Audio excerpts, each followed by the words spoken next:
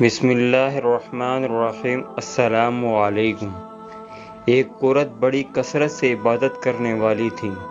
جب اس کا انتقال ہونے لگا تو اس نے اپنا سر آسمان کی طرف اٹھایا اور کہا، اے وہ ذات جو میرا توشہ اور جو میرا ذخیرہ ہے اور جس پر زندگی موت میں بھروسہ ہے، مجھے مرتے وقت رسوا نہ کرنا اور قبر میں مجھے وحشت میں نہ رکھنا۔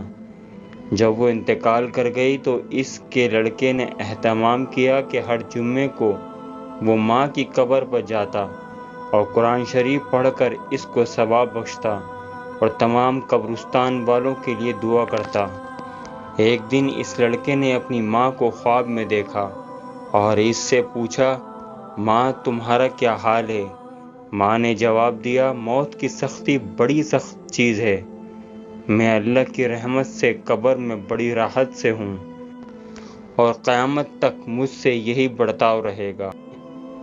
بیٹے نے کہا کہ میرے لیے کوئی خدمت ہو تو کہو امی جان۔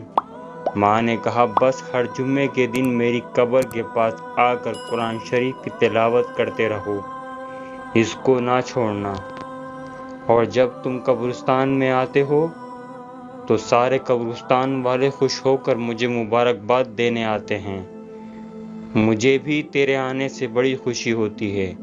اللہ تعالیٰ ہر ایک کے والدین کو سلامت رکھے اور جن کے فوت ہو گئے ہیں ان کی مغفرت فرمائے، آمین۔